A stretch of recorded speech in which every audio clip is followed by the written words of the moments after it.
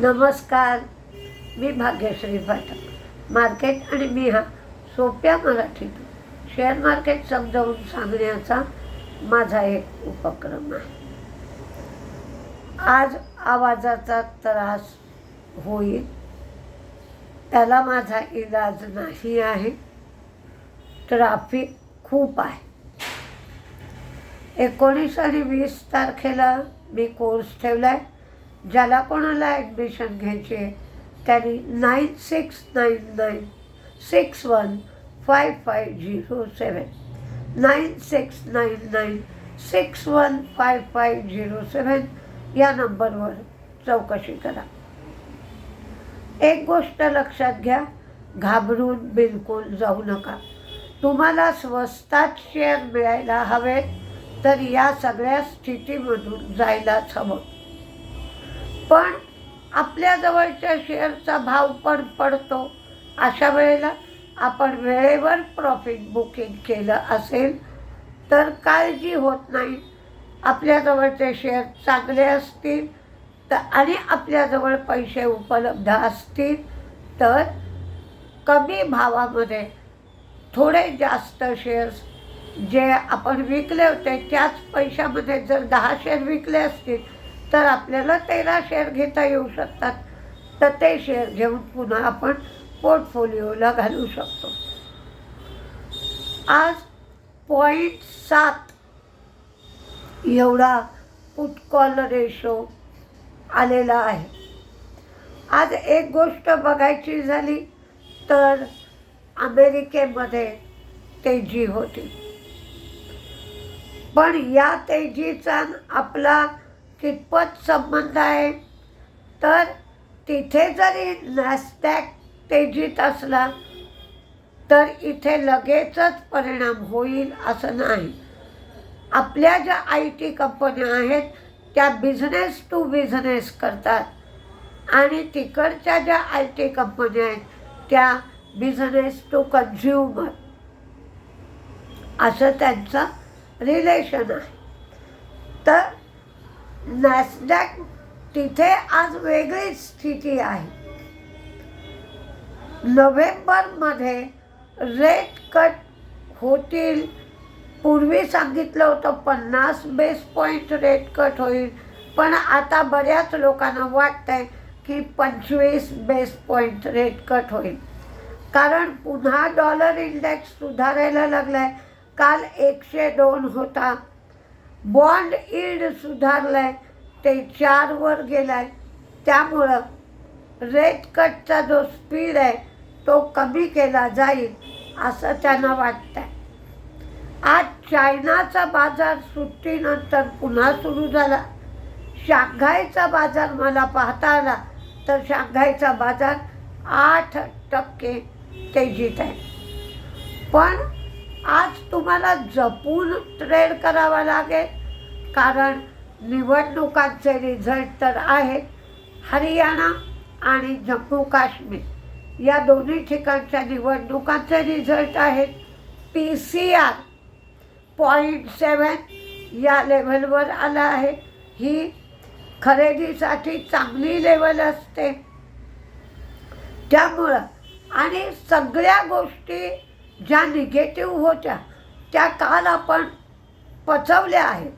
तर आज समजा मार्केट सुरुवातीला गॅप डाऊन झालं तर आणखीन खूप पडेल असं वाटत नाही.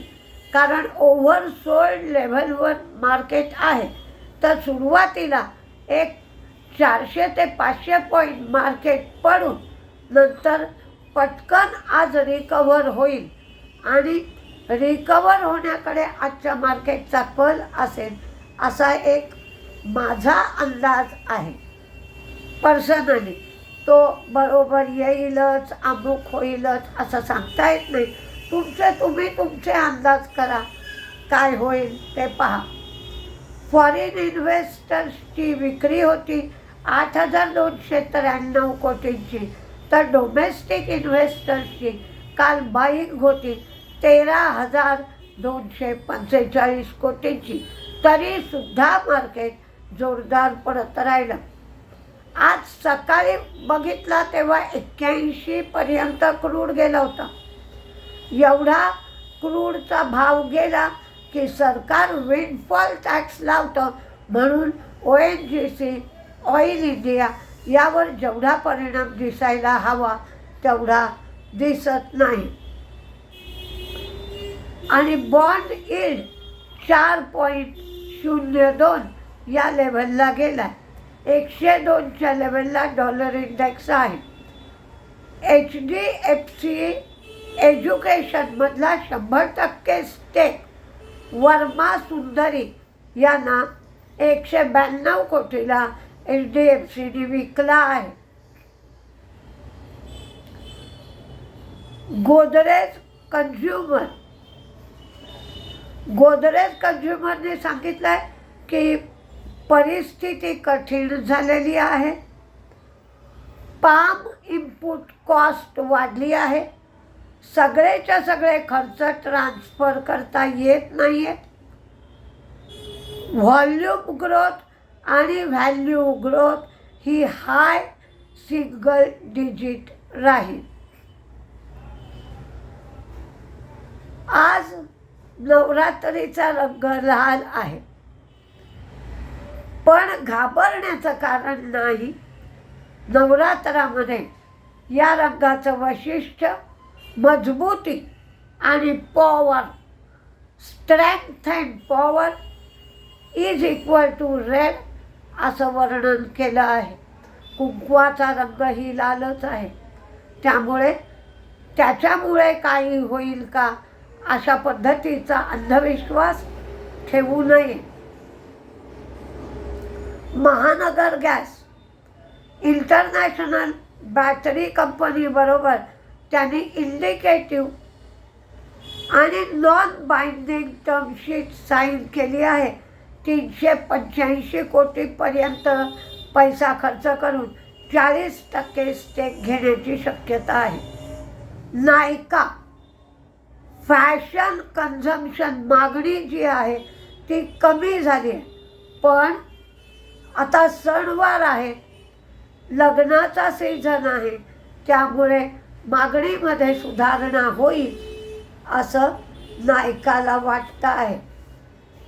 टाटा मोटर्सनी सांगितलं आहे ॲल्युमिनियमच्या पुरवठ्यामध्ये अडचणी आल्या, त्यामुळे उत्पादन आणि विक्री दोन्हीवरही परिणाम झाला आहे. शोभाची विक्रीसुद्धा कमी झाली आहे. केरळचं मार्केट चांगलं आहे, तेवढं बँगलोरच्या मार्केटमध्ये विक्री नाही. सरासरी किंमत त्यांना 12,674 रुपये स्क्वेअर फीटला एवढी मिळाली आहे. गेल्या वर्षीपेक्षा 24% जास्त किंमत मिळाली, पण जूनपेक्षा 20% किंमत कमी मिळाली आहे. BELला ऑर्डर्स चांगल्या मिळाल्या. 11 सप्टेंबरपासून 500 कोटीच्या ऑर्डर्स मिळाल्या. एकंदर ऑर्डर्स 7,689 कोटींच्या मिळाल्या आणि 25,000 कोटींच्या ऑर्डर मिळतील अशी त्यांना अपेक्षा आहे. मॉईलचे उत्पादन पण वाढलं आहे, विक्री पण वाढले, पण मॅनेजमेंट सांगत आहे की मार्केट कंडिशन चॅलेंजिंग आहे. हायटेक हे QIP करतायत.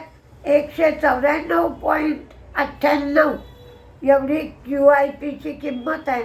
3% डिस्काउंट आहे. 3% डिस्काउंटवर म्हणजे कालच्या भावाच्या QIP करतायत. HEG यांनी ग्राफटेक इंटरनॅशनलमध्ये 8.23% स्टेक 248.62 कोटीला घेतला आहे. इरकॉनचा क्लायंट आहे ॲपेक्स यांनी इरकॉनवर 38.7 कोटी रुपयाचा क्लेम केला आहे.